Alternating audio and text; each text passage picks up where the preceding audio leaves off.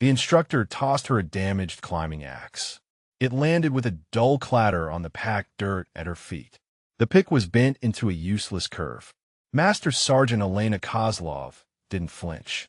She simply looked down at the mangled piece of steel, then back up at the instructor, Staff Sergeant Blake, whose face was a mask of smug superiority. He expected a protest, a complaint, some flicker of indignation that would confirm her unsuitability for this place.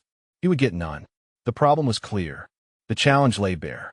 This survival course designed to break the toughest soldiers at Fort Mitchell was now her problem to solve, and she would solve it just as she had solved every other problem put before her.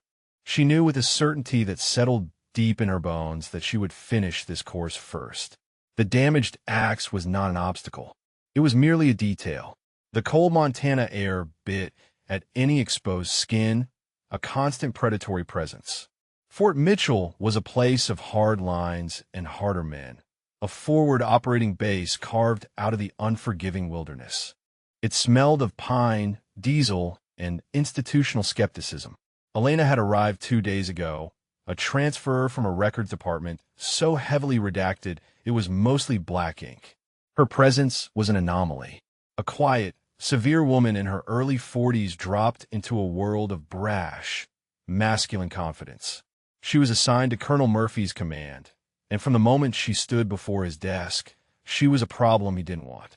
He looked at her file, a thin collection of official papers that said nothing, and then at her, a woman whose stillness seemed to absorb the light in the room. He saw a political appointment, a quota filler, an inconvenience. He didn't see the ghost of a dozen forgotten conflicts in her eyes or the coiled readiness in her posture. Master Sergeant Kozlov, Colonel Murphy had said, his voice laced with the weary condescension of a man burdened by bureaucracy. He tapped a manicured finger on her file. Your record is sparse. Liaison duties, administrative support. It doesn't exactly scream mountain warfare specialist. He leaned back in his leather chair. The picture of command. We have standards here. This isn't a place for desk jockeys to get a wilderness badge. Elena said nothing. She simply met his gaze, her own expression unreadable. Her silence was a vacuum, and it unnerved him. He wanted a reaction, something to latch on to, justify his immediate dislike. He found only a placid depth, like a frozen lake. I'm assigning you to the advanced survival, evasion, resistance, and escape course. It starts tomorrow. Staff Sergeant Blake runs a tight ship. It's our most demanding program. Most wash out. The unspoken words hung in the air. You will wash out. It wasn't a suggestion. It was an expectation, an order. He was setting her up to fail, to be sent back to whatever quiet corner of the military she'd crawled out of. Elena gave a single precise nod. Understood, sir. The lack of argument of any plea for a different assignment seemed to irritate him further. He waved a dismissive hand. That'll be all. She turned and walked out, her footsteps silent on the polished floor. The next morning, in the pre-dawn gloom of the briefing hangar, the air was thick with nervous energy and bravado. 20 soldiers, mostly young, cocky infantrymen, checked their gear, their laughter loud and brittle. They were the best the base had to offer, handpicked for the SEER course. Elena stood apart, a solitary figure near a wall map of the Rocky Mountain National Forest. She wasn't checking her gear. She had already done that twice with a meticulousness that bordered on ritual. Instead, she was observing. She watched the way a young private fumbled with the straps on his pack, his weight unevenly distributed. She saw how another had packed his water bladders on the outside, vulnerable to puncture. She noted the subtle tremor in the hands of a corporal who was trying too hard to look relaxed. She absorbed it all, cataloging weaknesses, assessing strengths, building a mental schematic of the human terrain. Staff Sergeant Blake strode into the center of the room. A bulldog of a man with a chest full of ribbons and a voice like gravel grinding. Listen up. The chatter died instantly. Blake's eyes swept the room, pausing with theatrical disdain when they landed on Elena. This course is designed to find your breaking point. The wilderness doesn't care about your rank, your feelings, or your gender. The jab was obvious and a few of the younger soldiers snickered. Elena's expression remained unchanged. She was studying the weather charts on the wall, her mind already miles away, calculating barometric pressure and wind direction. The storm front was moving in faster than the official forecast predicted. That was the real enemy, not this posturing man. The gear issue was last. Blake handed out the standard issue climbing axes one by one. When he got to Elena, he paused. He looked down at the last axe in the box, then back at her. With a deliberate motion, he picked it up, walked over to a steel support beam, and slammed the pick against it. The sharp crack echoed in the hangar. He bent down, picked up the damaged axe, and tossed it to her.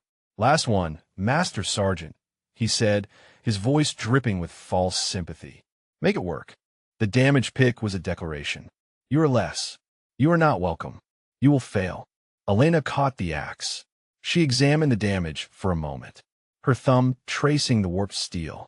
It was a poor tool for ice climbing, but the bend gave it a new potential. Could be a hook, a scraper, a tool for stripping bark. Her mind didn't see a broken weapon. It saw a modified instrument. She secured it to her harness without a word and met his gaze. In her eyes, there was no anger, no fear, no insult. There was only focus, a quiet, terrifying focus that Blake for the first time found he could not quite decipher. The pressure began the moment the helicopter's ramp dropped. The wind hit them like a physical blow.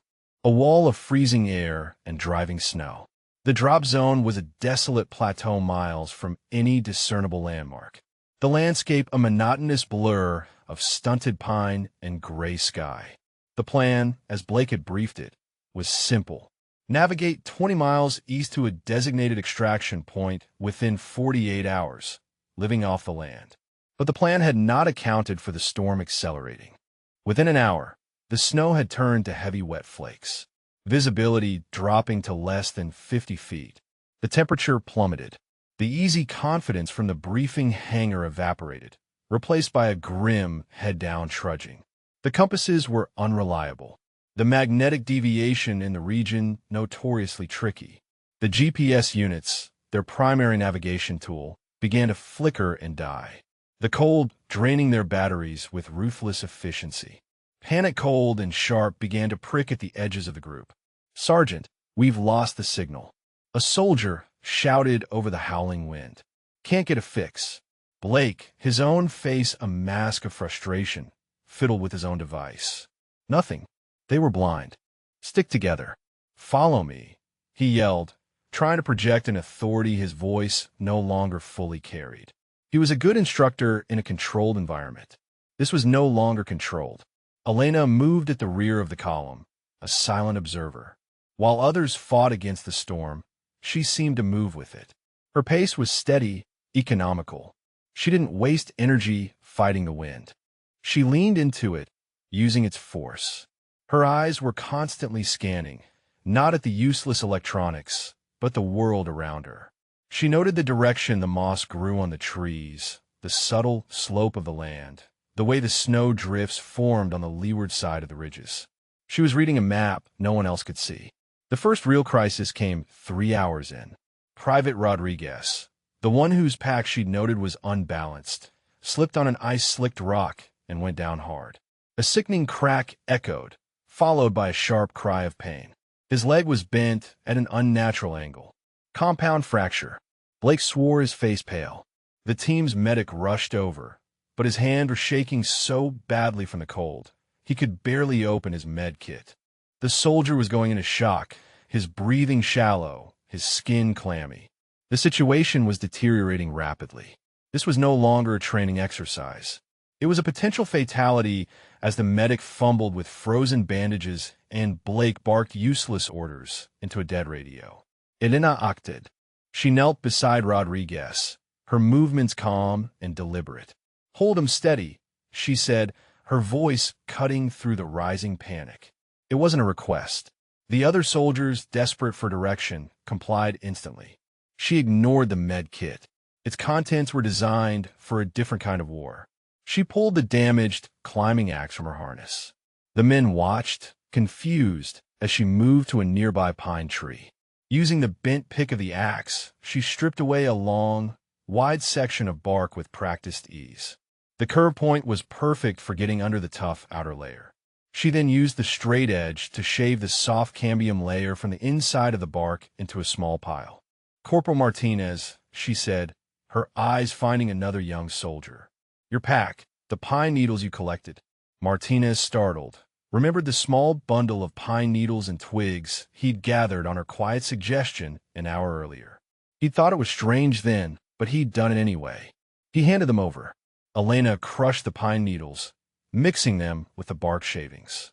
She had created a crude, natural antiseptic and analgesic paste. While the others stared, she found 2 straight, sturdy branches and used the damaged axe again. Its bent pick now serving as a perfect tool for carving notches into the wood. She produced a length of cord from her own pack. Cord she had taken the time to waterproof with beeswax the night before. With swift, efficient motions, she applied the paste to the wound, laid the branches alongside Rodriguez's leg, and began to fashion a splint. Her knots were complex but tied in seconds, a series of locking hitches that distributed pressure evenly without cutting off circulation. The entire process took less than 5 minutes. When she was done, Rodriguez's leg was immobilized, the bleeding was controlled, and the pained lines on his face had softened slightly. He was still in danger, but he was stable.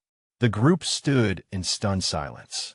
She had taken a useless tool in a desperate situation and created order from chaos. She hadn't raised her voice. She hadn't bragged. She had simply acted. She looked up at Blake, her gaze level. "He needs to be kept warm. We need to build a shelter now. The temperature is still dropping." Staff Sergeant Blake looked from the expertly crafted splint to the damaged climbing axe in her hand, and then to the woman who wielded it. The smugness was gone from his face, replaced by a bewildering mix of shock and something that looked unervingly like respect. For the first time, he saw not a female master sergeant, but a survivor. The dynamic of the group had irrevocably shifted. The quiet woman at the back of the column was now their center of gravity. Blake, to his credit, recognized the change. His authority had been shattered by the storm and his own indecision. Her competence had been forged in it. He gave a curt nod. "Find a spot." He had ceded command without saying the words. Elena didn't acknowledge the transfer of power. She simply scanned the terrain. She pointed towards a dense copse of pine trees, their low-hanging branches already heavy with snow. "The trees will provide a windbreak, and the snow depth will be good for insulation." She led the way, her steps sure-footed. The extraction point was a small clearing on a high ridge. They reached it just before dusk on the second day. A helicopter was already waiting, its rotors whipping snow into the air. They had not only completed the course, they had done it 6 hours ahead of schedule with an injured man in tow.